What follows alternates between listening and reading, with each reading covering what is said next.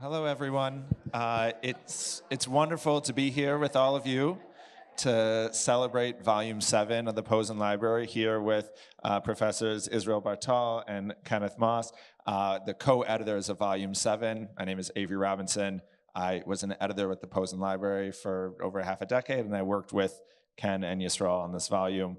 And the volume was published just about a year ago, and it is just like a truly monumental undertaking, and I'm very excited to share with you a little bit about what happened within this particular text, which we have outside. There's an exhibition. If you exit just to the right out there, or if you happen to go up the stairway over here, there's an exhibition of about 9 different pieces from the Posen Library, Volume 7, that come from the archives here at the Center for Jewish History and its affiliated institutions, and there's the piece in its original language, or if not that specific text, something from that same volume or book, and then the translation of a text that we have from that author, from that volume, that's in this magnum opus that we will be talking about in a moment. So thank you all for joining us here, and the bios for our distinguished editors and authors and speakers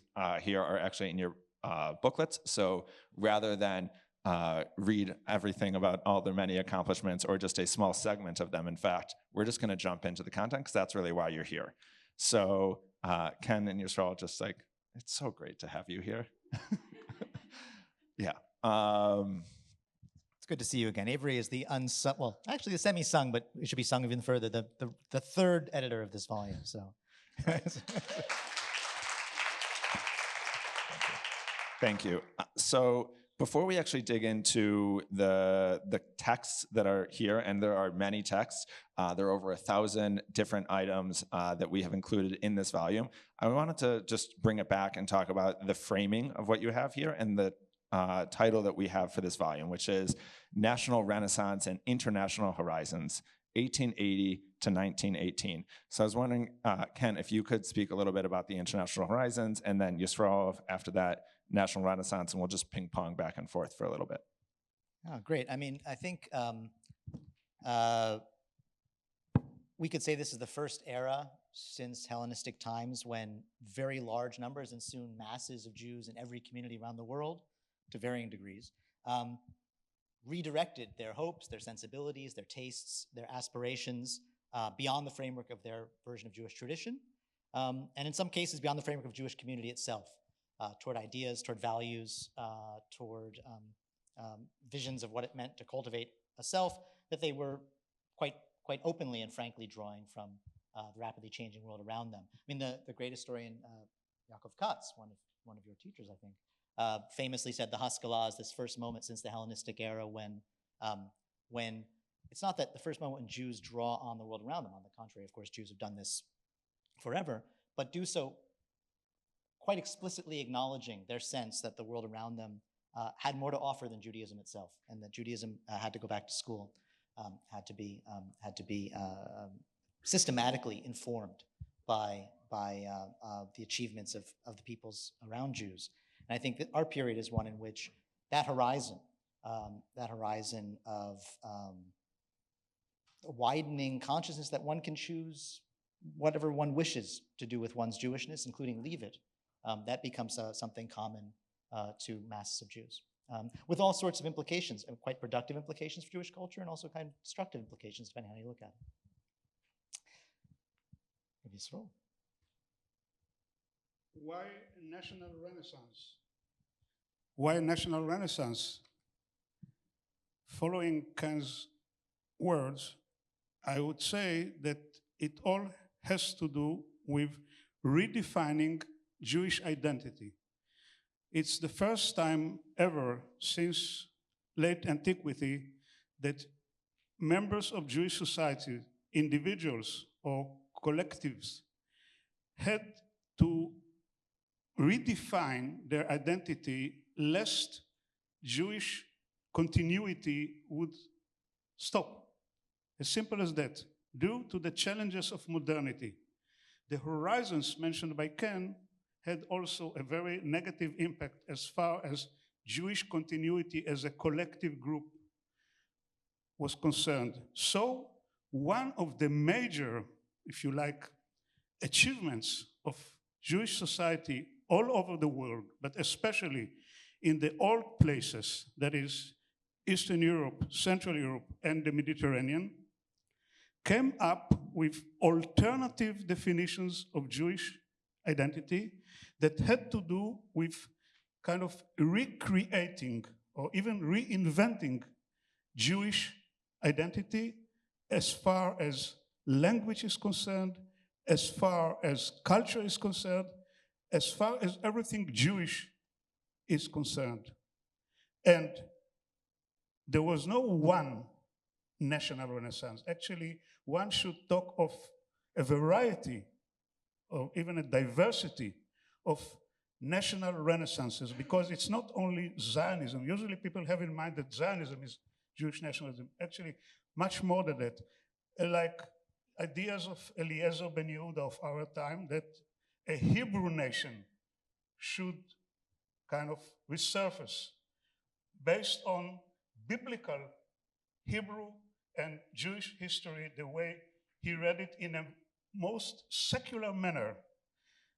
Also, you had members of early Jewish socialist groups, later known as founders of the Bund, that had in mind a national ethnic identity, a secular one, no religion at all, Yiddish-speaking community. They were also nationalists. And I would like to mention only one more case, and that is the case of what was called in late 19th century Poles of the Mosaic Persuasions, or Hungarian Jewish nationalists. They also had in mind Jewish identity, not Hungarian identity, which had the idea of making the Jews member of a larger group of people, which is a nation, and the Jews would continue to exist within this group. So national renaissance actually had to do with not disconnecting with the past, rather reading the past, translating it in the broad meaning of the word, and more or less taking all kind of even political and diplomatic steps in order to achieve this kind of revival of Jewish identity. Well, maybe I think one thing that we didn't want to suggest in having these two terms in the title was that they pointed to two different and divergent worlds only. One of the things that maybe was missing from the title, but perhaps there should have been a third term, which might even take priority, would be something like, dare I use such an old-fashioned term, secular humanism, or the humanist self. So much of what drives both the paths that lead out of Jewish life into new and, for many people, greener pastures of cultural creativity, and that drives much of what takes place within the framework of ideas of national revival or reconstitution, draws on the kind of anarchic energies of the modern self, of the sense that the self won't be denied, the self wishes to cultivate itself, the self hungers for experience, right? And this is something that runs through so many of the texts and creations of the people we look at in this, that we gather here. And it's just as strongly felt for Rachel Katz-Nelson-Shazar as she chooses first Yiddish and then Hebrew over Russification, as it is for someone like Sonia Delaunay, a great artist who has zero interest in Jewish life, never looks back, and becomes an important figure in really in French Cubism, actually, and other kinds of modernist exploration. So I think, and for that matter, it's there in the young Marx Brothers, and it's there in a whole range of culture, high and low, culture that aligns itself with national visions, culture that aligns itself with various forms of internationalism. All of it is fed by this search for experience and self-making that won't be denied. And I think that in some ways, that's a quiet version of a quiet aspect of the revolution that unleashes all this cultural activity, but I think very much central to what we discovered as we worked on this volume. I would like to add that the rejection on the side of the surrounding societies within Jewish modernists actually tried to find kind of a safe home intellectually, spiritually, culturally, had much to do with the national renaissance, because actually most of those revivers, if you like, even if they look at first glance as kind of sworn, nationalist of a sort, had also this kind of international horizons in mind, but they kind of channeled them well into the specific Jewish cultural, political sphere. Take, for example, the writings of Herzl. Herzl was a sworn, if you like, liberal Democrat, if you like, in the full meaning of late 19th century European liberalism. Read The Jewish State. Actually, what he suggests is something like achieving those new horizons well in a place outside of Europe. By the way, not necessarily Palestine, Israel. It could be also Argentina if you read the text. So it's much more complex. The international horizons and national renaissance went together simultaneously.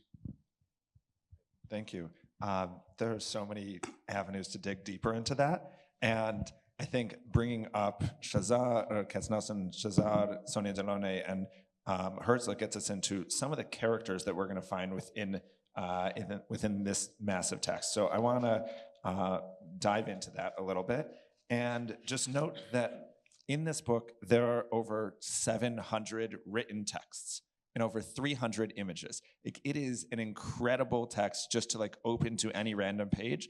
And when I think of the vision of the Posen Library, as was once explained to me, is that if you were to walk into a building called the Posen Library of Jewish Culture and Civilization, and you picked up any random book, and you opened up that book to a random page, that is the type of thing that you would find within here. You are going to find pieces from Herzl's diary and also pieces from Der Judenstaat, both translated from German into English. You're going to find art from Sonia Delaunay and also from Elske Lasher-Schuler and Posen that Deborah shared with us earlier. You're going to find hundreds of individuals who you have probably never heard of, many of them producing work around the world. We have over 20 different languages that were originally, that texts in this book were originally written in, all available in English, many of them translated into English for the first time, especially for texts that were not written in European languages, although we really do have to thank Julia and others for their incredible anthologies that allowed us to bring some of the Ladino and other texts to life. So just as there's a lot to dig into, and I'm excited to be here with you for that. So as we have all of that, I also note that there's a lot of curious bedfellows that happen in a book of this size that has a very particular organizational system. In the anthologies, we heard earlier about different ways of organizing, whether it's on genre or thematically, and then also chronologically, and also within that, to an extent, alphabetically. So you are able to find some very curious neighbors in this text, as you can through all the Posen Library volumes. And I want to talk about some of those, but maybe a little bit broader than just the 1915, when you're going to have Ben Sion Bachar saying Sephardi, not Oriental, next to Chaim Nachman Biat, and Ben Sion Bachar writing in a Ladino newspaper in New York City, and then Chaim Nachman Biat talking about Halakha and Agadah in a Hebrew essay next to Emma Goldberg writing in English in a letter to Margaret Sanger about money she raised for a birth control fundraiser. So outside of that, there's also so many different topics that are adjoining each other. We have socialism, we have many different types of socialism, in fact. We have Zionisms in all its permutations, nationalism, pan-Arab nationalism, territorialism. I was wondering if you could talk about a few of the different isms and also ideas that are brought forward in this book and put in conversation with each other. Yisrael, perhaps we'll start with you and then we'll go to Ken. Thank you. I would like to focus on, I would say, lesser known, at least to the general public, case that is covered in this anthology. And this is the kind of rapprochement of early Zionism and early Arab nationalism, something that people today, due to all kinds of anachronistic views, I would say justified given today's situation in the Middle East, but not many people have a clue to the idea that there was a group of early Zionists who supported simultaneously Ottoman imperial identity, Jewish nationalism of a sort, kind of autonomous Jewish entity within the Ottoman Empire, and, if you like, kind of cultural brotherhood based on shared language that is Arabic.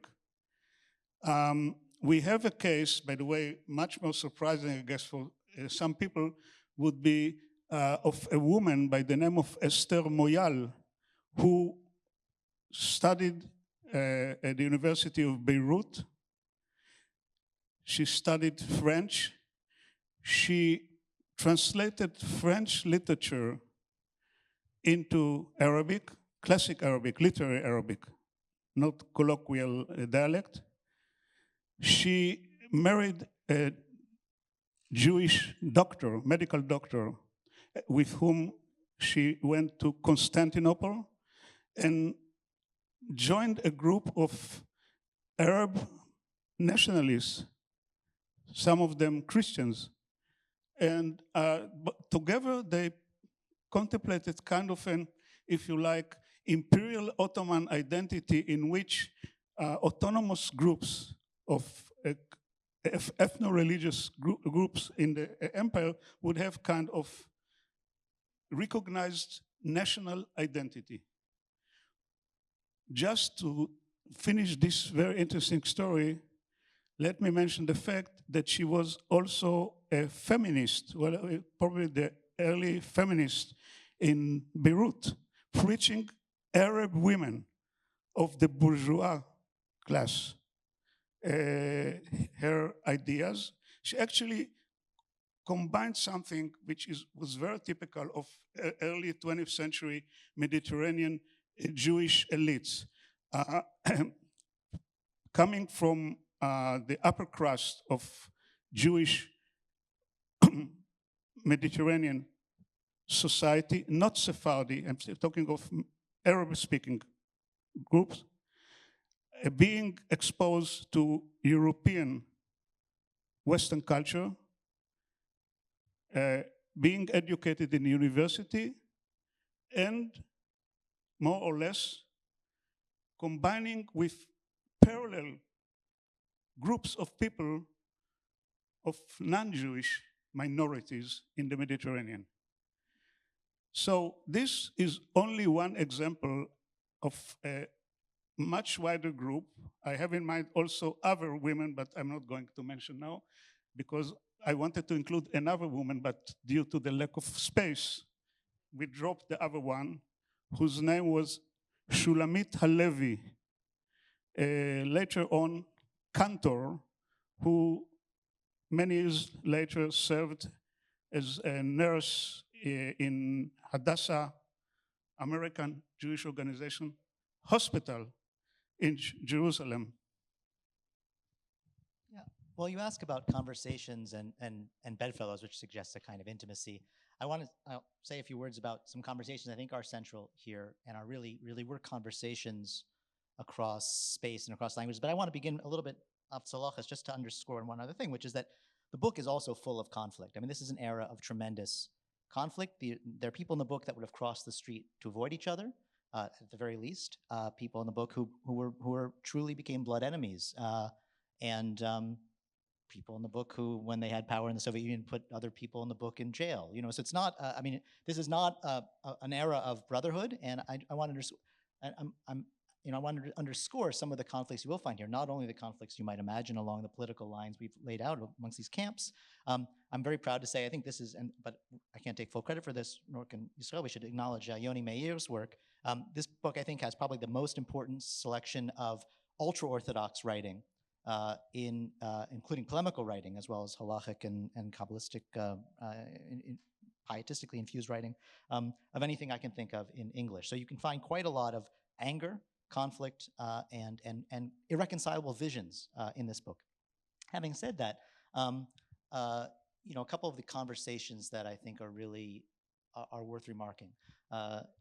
Yisroel mentions Moyal, and I think one of the things that you see throughout this book is that this is an era of the era for the liberation of the Jewish woman.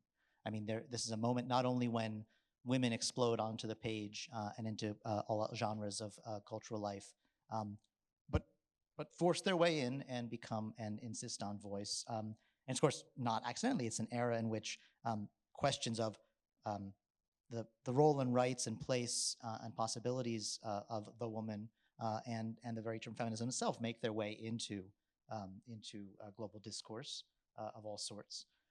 That's one conversation you can find really running throughout. A second is, which brings us back to the complexities of what it meant to talk about Jewish continuity for those in this volume who cared about it, and I would say that's probably most, not all, in an era when people are much more open to the world and much less convinced that Judaism has a future to offer to them. And that's a fascination with the question of the Jewish child and child rearing. This is the era of the birth of the wonderful Yiddish children's literature that Miriam Odell gives us just wonderful taste of in Honey on the Page. It's also the era of the birth of Hebrew children's literature.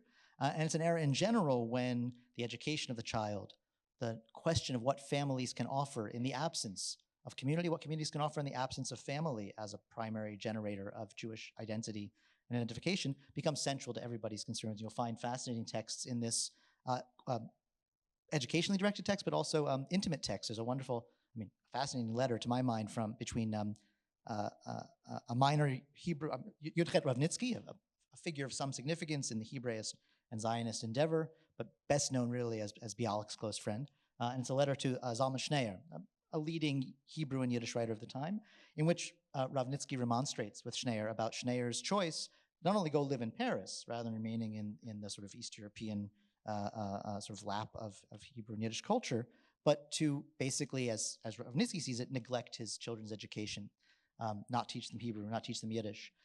And that's a kind of fascinating moment when you can see this intimate argument taking shape between two figures who belong to the same camp. They're both Zionists, they're both Hebraists, they both get lumped into that category in any encyclopedia or discussion, but they're having this intense discussion about what it means to try and transmit some of the culture they're creating to the next generation.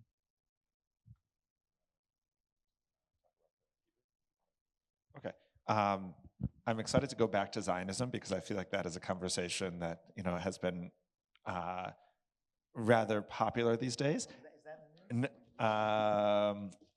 But before I get there, because you brought up Ravnitsky and Shneur and how they both were in very different linguistic and cultural camps, I wanted to talk a little bit more about that.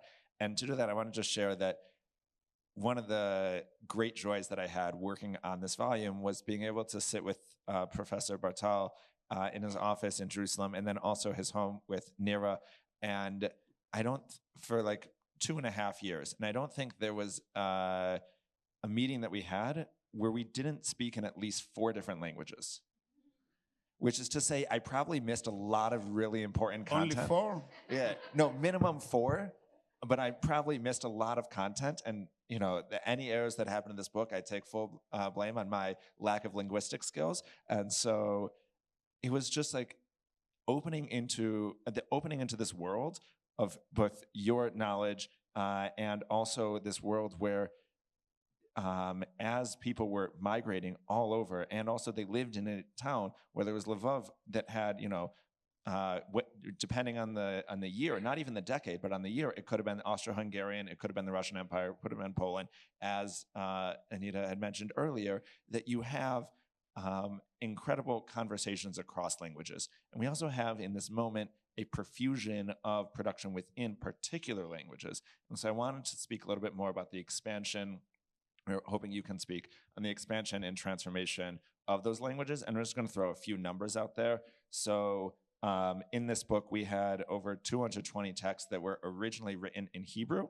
167 originally in Yiddish, and then over 100 in German. We, had, as I mentioned, 18 other languages that were in this volume, and it was an incredible diversity. And even as they're writing in German, they could have been writing not just in Germany, Hungary, and Austria, but in other parts of the world as well. They could have been writing in German in Ottoman Palestine, as well as in the United States. And so wondering if you would talk about what is happening in the Jewish world at this time, and maybe the modern and the increasingly modern world, that is allowing for such a profusion of texts, whether they're literary, political, scientific, or even pop culture. And in particular, if we can talk about Hebrew and Yiddish. Yes, of course. Well, the linguistic divide that was presented here, the number of Hebrew, Yiddish, and other languages has to do first and foremost with Jewish demography. As simple as that. People tend to forget today, especially in my country, in Israel, that by the year 1897, 96% of the Jews of the Russian Empire registered Yiddish as their language. And in that time, in the Russian Empire, we had almost around 5 million Jews. That is, the majority of the Jews, over 90%, more than 90%, spoke Yiddish, spoke mostly only Yiddish, okay? On the other hand, you had a tiny minority of people who could read and write modern Hebrew. That is the Hebrew that was used in the so-called national renaissance mentioned earlier. How come then the number of documents here is like this? It represents actually not the usage of the language as a spoken language, rather as the growing, if you like, cultural, literary news centers in the world due to the process of acculturation, surprisingly enough. That is, people who were Russified, acquired the Russian language later on, because we are talking of a multilingual modernism. Russian imperial language, the state language, was adopted as a cultural language by a tiny minority of the Jews. Later on, in a very interesting cultural process that took place exactly in the period of this volume, they shifted, some of them, to write in modern Hebrew, while others shifted to write in modern Yiddish. And then, due to the massive migration, especially to the US from 1880 to 1914, much of this population, along with, if you like, certain intellectuals and certain, if you like, political activists of all sorts that had all kinds of cultural agendas, they moved with them this cultural linguistic phenomena elsewhere. And I would like to draw upon a tiny example, but very, very important, and this is the origins of modern Hebrew culture, which is actually based on a multilingual, if you like, in more than 10 languages I have in mind. I show you here this sketch by Joseph Barsky, an Ukrainian-born Jewish engineer from the Russian Empire, who made it based on a French archaeologist's reconstruction of the temple in Jerusalem, according to the prophet Yechezkel. I say it deliberately in Hebrew. And by the name of Shipye. This building actually looks like, for you, like a kind of oriental, if you like, style, that was the style of Moorish synagogues. You have some of them, by the way, in this city, late 19th century, but mostly in Central and Western Europe. And this building actually was the place where the language of teaching was Hebrew. The teachers mostly spoke Russian among themselves, and at home they spoke Yiddish, okay? And this was Gymnasia Herzliya, if you like, the so-called the mother of modern Israeli Hebrew culture in Tel Aviv, Jaffa, Tel Aviv. Could you see the other one? Now, this is Tel Aviv. It's a photo from the early 10s, late Ottoman period. This is Tel Aviv. This is Herzl Street, Rehov Herzl, okay? In front, you see this strange building, now standing, okay? And in this school, the language that was taught and was compulsory was, of course, Ottoman Turkish. And one of the teachers was a Turkish gentleman who supposedly was a believer in one of the Sabbatean sects. And later on, this gentleman was asked by members of the second Aliyah, radicals, socialist revolutionaries, to join them in order to create kind of a Jewish paramilitary organization, Hashomer. This story betrays actually the complexity of modern Jewish culture. You have everything there. Of course, around them, they had mostly Sephardi, Arabic, or Ladino-speaking Jewish community of Jaffa, and some of the members of the Sephardi elite in Tel Aviv also graduated from the same school.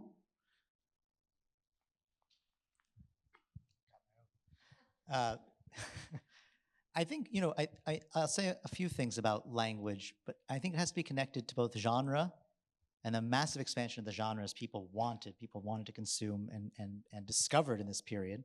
And it also has to do with what people wanted of these languages, what they thought they were for, which changes quite radically and also quite variously depending on which language we're talking about. I mean, one thing that happens, and reference was made to this in the previous panel where we spotlighted Yiddish, Ladino, and Judeo-Arabic. One of the things that's most distinctive about this period, it's not the beginnings of the press in those languages, the mass press, but it's the takeoff of the mass press in those languages. At the beginning of our period, circa 1880, relatively few Jews pick up a newspaper, much less a newspaper in their own vernacular language. And by the end, it's very much the people of the newspaper. The late Joshua Fishman, Schickel Fishman, once argued that we really, actually, although there are plenty of books produced, we overestimate just how important books were in this new culture, and we underestimate just how central newspapers were. So many of the texts that we were fortunate enough to be able to include in this volume were carried in newspapers. They were carried in installments. They were carried, on the culture and entertainment pages. They were carried in the opinion columns.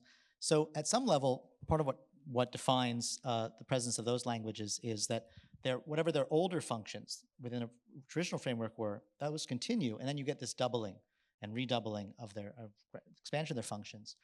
I think so that's part of the answer to the balance of languages. But then you ask, why Hebrew, Yiddish, and German? Although I would say that I think we have quite a lot of Ladino as well.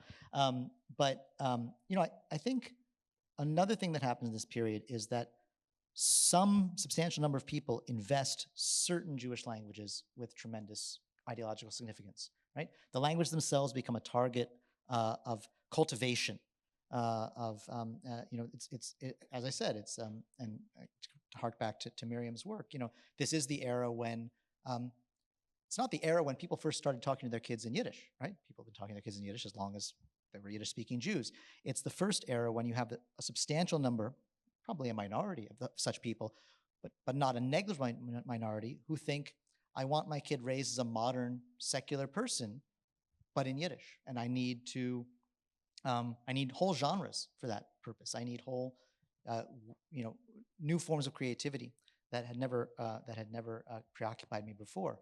And then there's this strange inversion of the same sort of story in Hebrew, where you have the people who are committed to that ideal for their children have to invent not only a literature for children, but in some sense a language for children. Right? This is the era when you have the very conscious production of Hebrew language nursery rhymes and children's songs, right? So certain of these languages become a target of tremendous creativity, or both a site and an end of tremendous creativity, and tremendous intellectual and aesthetic creativity as well. This is the era when, again, let's take the case of Yiddish. It's not the first time by any means that people had thought to write creatively and artfully in Yiddish. Again, it's as you know, every decade has brought another instance that points to even further back to where Yiddish began to play that kind of role. And of course, it plays that kind of role. Every human civilization and every household wants song and beauty and all these things. But this is a moment when a whole, in our case, I think 2 generations, maybe even the beginnings of a 3rd generation, invest themselves in the idea that in this language you ought to have the entire sweep of modern thought and modern art. And the same happens in Hebrew. The same, I think, begins to happen in Ladino, and I was really intrigued, and I'm very excited to hear about Devi May's project, because I think one thing we certainly have in this volume materials that speak to the ways in which Ladino creators in Ladino looked to the global, but particularly the French literary tradition as a source for translation that was aimed above all at sort of dragging their co-speakers, co-territorial speakers, into a version of modernity that a certain kind of Ladino using, but quite westernized intelligentsia embraced. But I'd be fascinated to know more about a tradition of original writing in the language that I think, or original, that is to say, original writing in modern system of the arts, Renaissance writing, right? The novel, poetry, what have you, that I think we really don't know enough about. So something to look forward to. I would like to add the colonial imperialist aspect to the language issue, which had an enormous impact. I alluded to that speaking of the Russian language, Russian as a state language. However, due to the fact that in such a volume we had a kind of created an opportunity to have a very broad overview, a kind of a comparative overview on Jewish diasporas, you can see this process time and again all over the second half of the 19th century and up to the Second World War. This is a process when Jews, especially the upper crust, the social and economic upper crust, give up on Jewish vernaculars and shift gradually to using imperial or colonial languages. North Africa, I think, is a most telling case. And it's so strong up to the point that the imperial language penetrates the colloquial vernacular. Judeo-Arabic in North Africa is highly influenced by French. Everyone knows this, especially people who deal with it. Also, you have translations into the vernacular from French literature. We have some examples in our book. Believe it or not, also in music. We have a case of an ethnomusicologist by the name of Edmond Yafil from North Africa, who at the same time was a very popular composer in North African Arab, so-called whatever, music. He published a similar book in Judeo-Arabic, not in Arabic. We have all the examples in the book. And also a French language ethnomusicological study from a, if you like, Western critical musicologist point of view. So imperialism is not only politics. This is kind of colonial culture penetrating the local culture and surprisingly enough ending up with Jewish immigrants to Canada from North Africa who choose to settle in the French-speaking regions. And also in Israel, actually, some of the French language Israeli intellectuals of my generation, especially Algerian Jews, Okay, some professors at my university were kind of more French than the Parisians, okay, in Jerusalem. Within our text, we have many pieces from Alliance Israélite Universelle schools talking very clearly about the role of the imperial languages in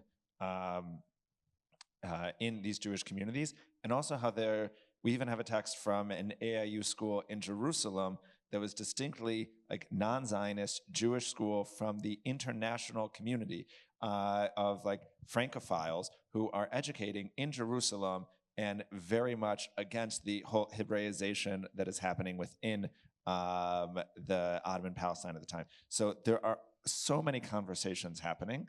I want to pick up from one thing that Yisrael mentioned of the upper caste or upper class communities in their imperial languages and speak to, in this volume, we have so many texts that come from the giants of modern literature and science. We have writers like Marcel Proust, probably the most important modernist French writer. We have Kafka, also like German modernism. We have Sigmund Freud and Franz Durkheim. We have like these giants. And then we also have Anna Pavlova in there, arguably the most famous dancer of the 20th century. And I think the only person in this volume who has a dessert named after her.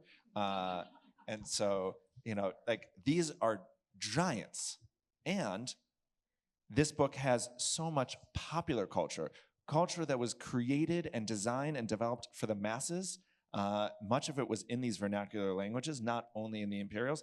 And I'm wondering if we can talk a little bit about the popular culture that people can experience in this volume, and also of what was happening in general during this period. So I think these pull us in multiple directions, but these questions meet, because one thing that much of the popular culture had in common with much of what Avery identifies as sort of the giants of modern thought is that these are not necessarily things created, they're things created by Jews. I mean, we'll talk about that with these, but they're not created for Jews in many cases. I mean, you know, there were forms of popular culture, a flourishing popular culture in Jewish vernaculars intended for Jewish consumers. But of course, this is also the era, it's the era of vaudeville, it's the era of the beginnings of Hollywood, it's the era of an outsized Jewish role, especially in America, but not only, also in Central Europe, actually in Egypt, in creating the genres that would come to define global culture in the 20th century. And, you know, as we approach that, and at the same time, in a very different sense, but also one that, you know, kind of rhymes if you think about it long enough, it's a moment when substantial numbers of Jews step to the forefront of particularly West European and American thought, social thought, philosophical inquiry, in, of course, the languages of the land, right? which are almost invariably also their native languages. This is another point. I mean, one thing to understand when we think about the West or the transatlantic world is that although the large majority of Jews, both at the beginning and the end of our periods, were Jews of Eastern Europe, North Africa, and the Middle East, right? About 90% of the world Jewish population. The small communities of the West were already 2 generations into complete assimilation. So the list of folks that Avery mentions, Emil Durkheim, he didn't know any other language other than French as growing up he went on to learn many things. Latin, I'm sure, German, but a Jewish language, I mean, he didn't know Tsuresos. So in some ways, it's unsurprising and unremarkable that people who happen to be Jews but got interested in producing sociological knowledge or psychological knowledge, or for that matter, films, did so in the language they knew. And they may not have done so as Jews at all. And I think that's maybe where I want to, we thought long and hard, and I think productively, about capturing in this book the gamut and the wide gamut and the blurriness of boundaries that come when you ask yourself, to what degree should these people have been understood to have been participating in the creation of Jewish culture? There are figures who worked in non-Jewish languages, which were their languages, maybe they're Jewish language in that sense, who undoubtedly were thickly, deeply, persistently interested in Jewish questions. I mean, it's no longer a matter of debate. You can't understand Kafka without thinking seriously about the ways in which he thought amongst many other things, about the Jewish condition as part of the modern condition and part of his condition. But there are other figures here that at most had intermittent engagements with Jewishness. Mandelstam. I mean, I think Mandelstam was probably much more influenced by and engaged in both Christian and Hellenic traditions than the Jewish tradition. So he's here. And I think we leave it in some ways to readers to think about the ways in which a kind of the Jewish question may have imposed itself on figures who had no interest in engaging in the production of Jewish culture, and other figures like Elske Lasker Schiller, like Kafka, like Proust, who at least at times were robustly engaged in a mediation that I think we all are familiar with as English speakers, which is the mediation of coming to a Jewishness that is in some sense not primary, that is not something given, that doesn't have clear boundaries, that has to be lived and thought through in the majority language, and in full view, as it were, and in conversation with something not Jewish at all. And that, that's a tension that becomes general to the Jewish cultural tradition condition in this period. The volume covers actually the period when pre-modern so-called folk culture is being kind of transformed gradually and in different places in different pace into what might be called as modern popular or pop culture. That is, to cut a long story short, waves of migrants from all over the Jewish diaspora in the old countries, be they Ashkenazi or Sephardi or Oriental Jews, doesn't matter, move into a highly developed, capitalistic, commercialized, industrialized, covered by mass media, that they were not aware of a generation earlier. And what we have in the book, mostly the American case, of course, is the best represented, but there are others, how actually Jewish culture is transformed to serve, if you like, different social, economic situations. I'm not talking as a Marxist, I'm talking as a sworn capitalist, just the opposite. Actually, now we are selling culture. Now we are promoting culture, by the way, basing it mainly on ideological and cultural highbrow claims. Have it in mind. For example, try to understand the hidden agenda of advertisements in socialist Yiddish newspapers.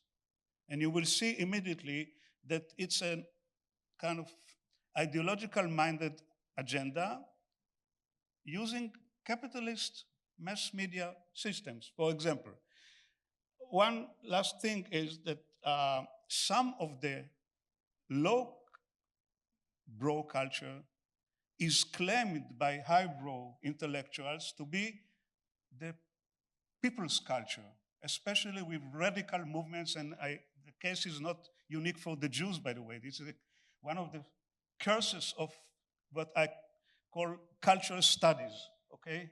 Excuse me for this blunt academics comment for a moment. I'm from the old style people, you know.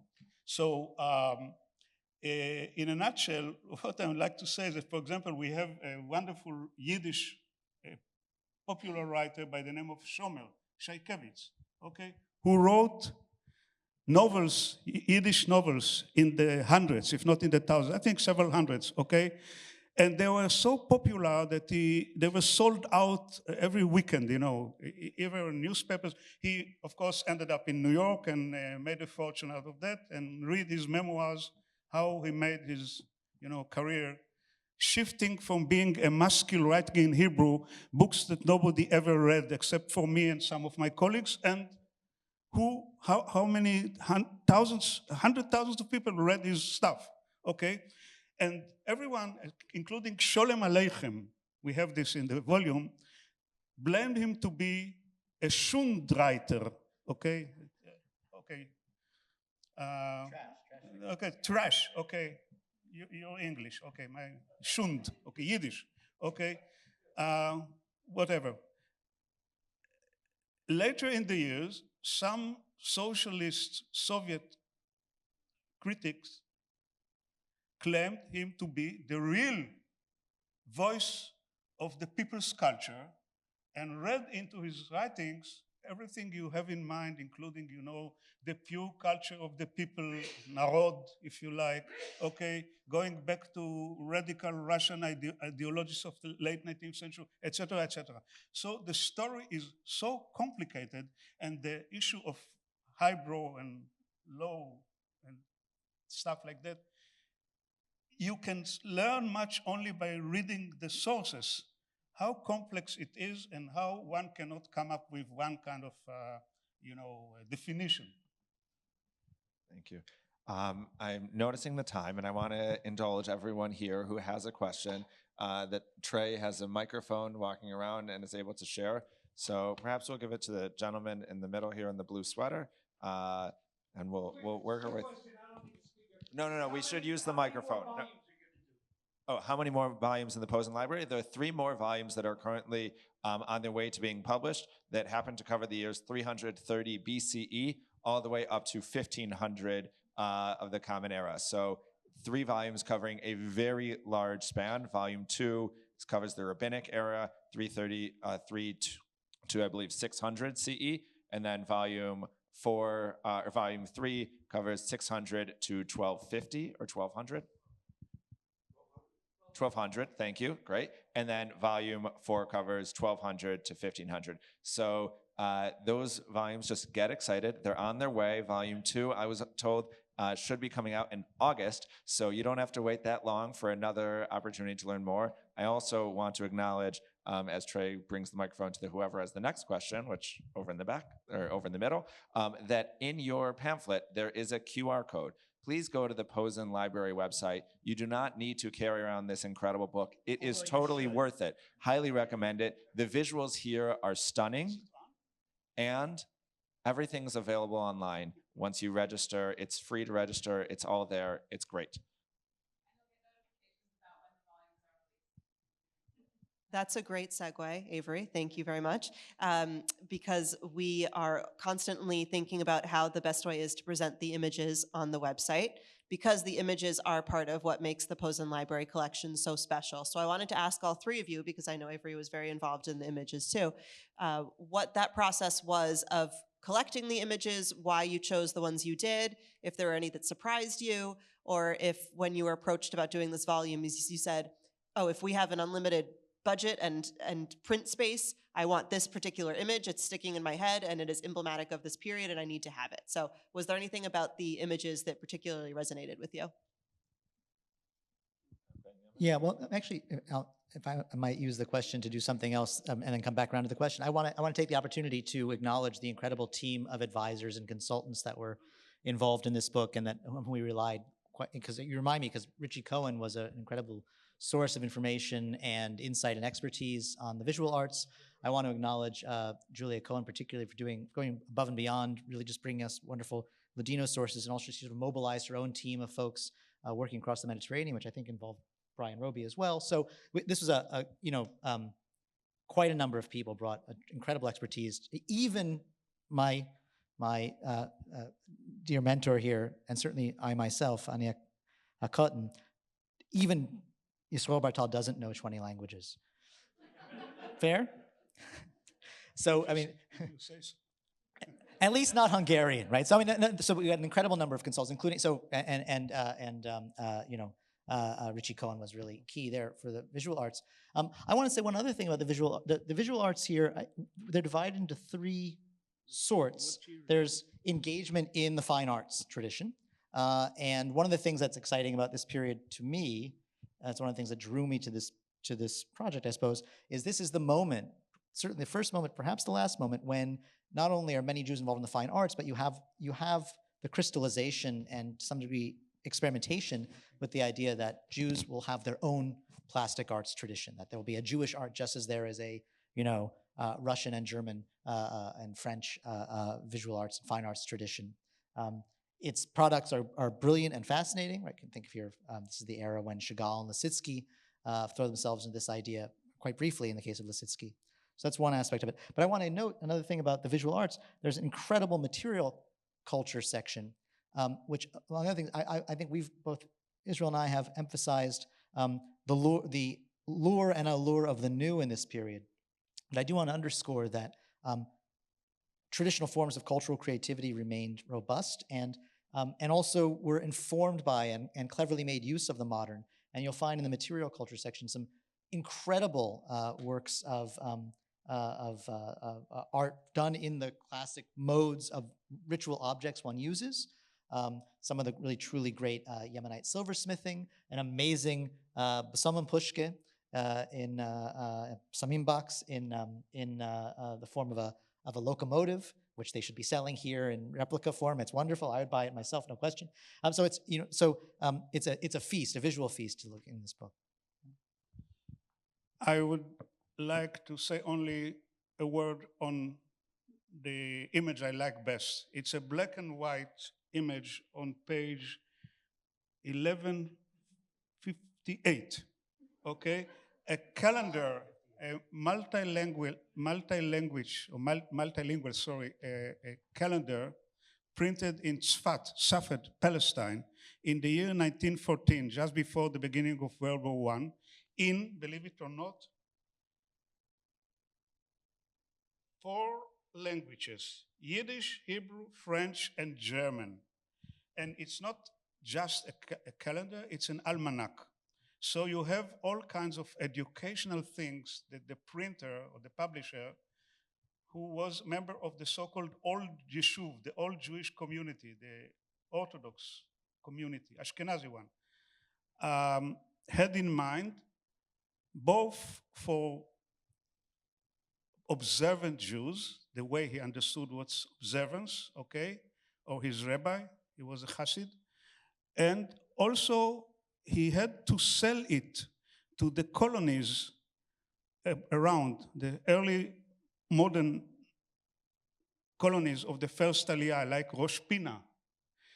So he included also French, due to the fact that the education in the colonies, the Moshavot, was in French schools, although Hebrew was taught there, and also German, because he had got money from the Hilfsverein, that is a German philanthropic educational organization, a modernist one, that promoted imperial German identity, okay? And this was printed in Tzfat, Ergetz Aloch, as we say in Yiddish, in the Galilee, the Upper Galilee.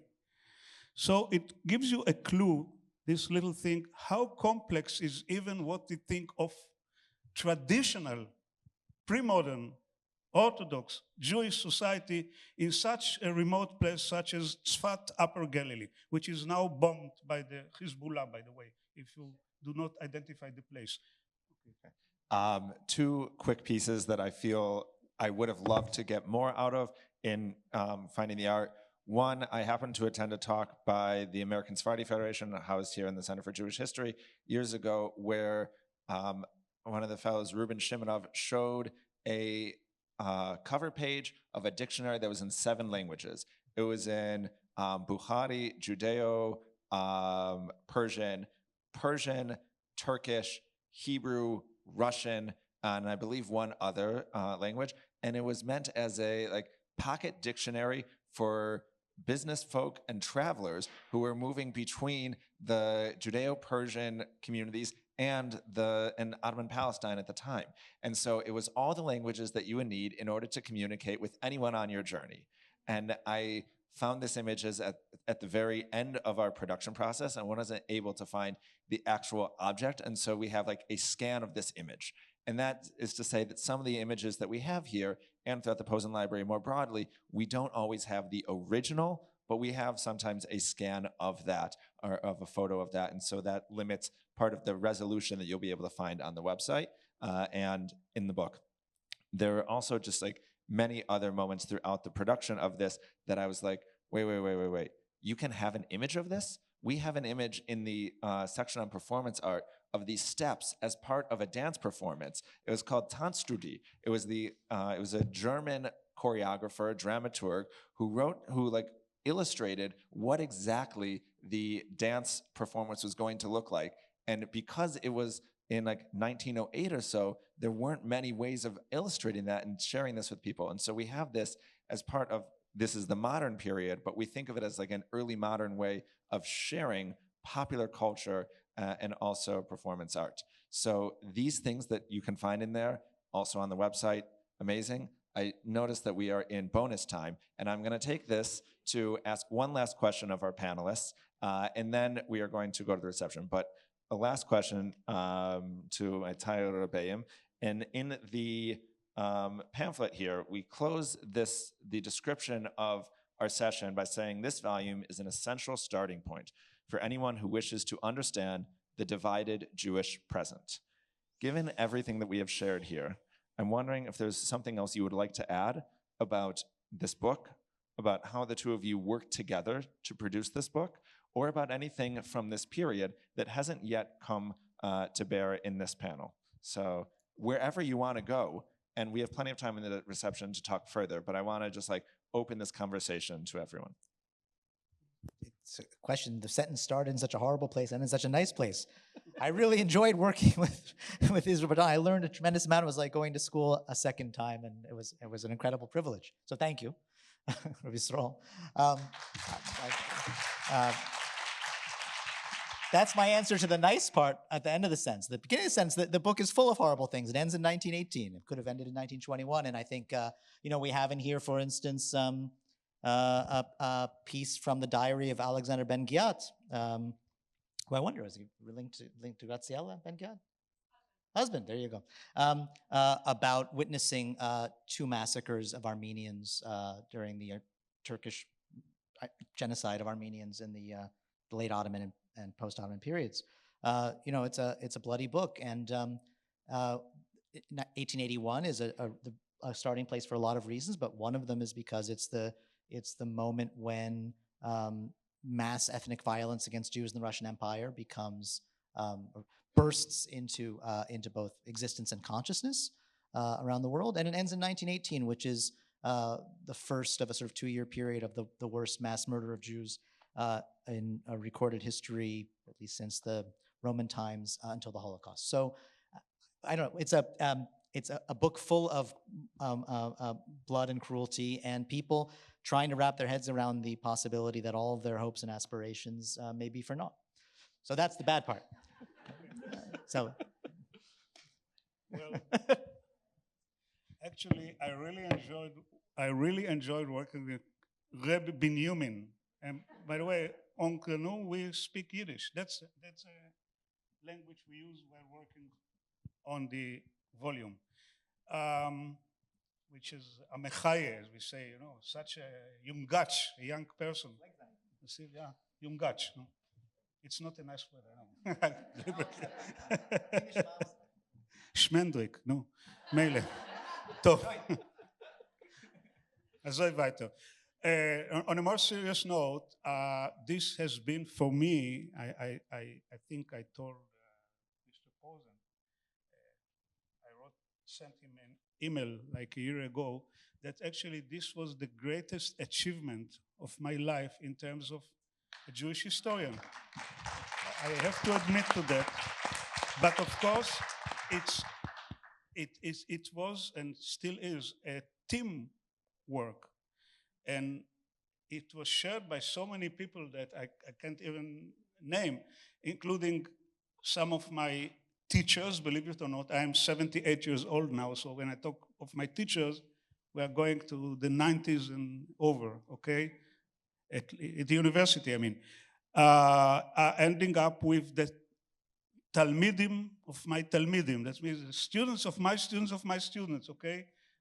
Especially in rabbinic stuff and things like that, Hasidic stuff, Jewish mysticism. However, it was a great experience, and it proves that if people really want to do something serious like that, you need two things.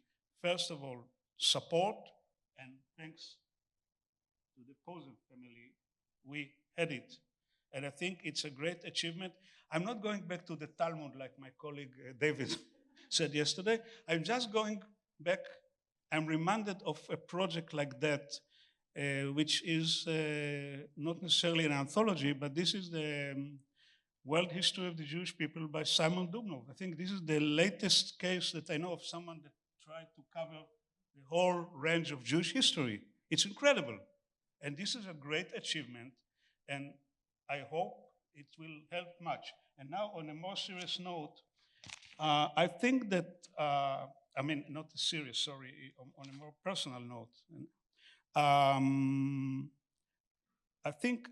believe that both Ken and I are committed to an open-minded understanding of Jewish diversity. Because this volume, of all things, and in this case, it's unique. I mean, having in mind previous projects like that, it's an apolitical volume. I think the whole series is apolitical. It's beyond politics, and this is a great achievement given today's, if you like, current situation of world Jewry, okay? Maybe we love everything Jewish, from sworn atheist to fanatic ultra-Orthodox. To put it bluntly, everything created, practiced, and experienced by Jews was Jewish, is Jewish, and will be Jewish. Thank you.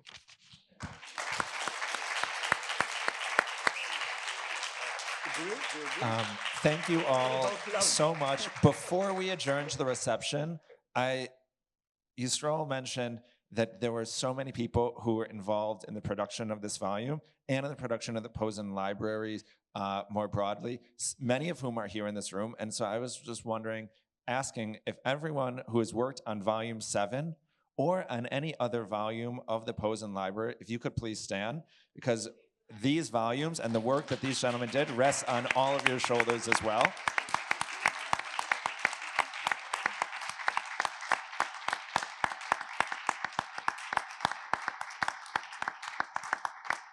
Thank you so much. This is an incredible project.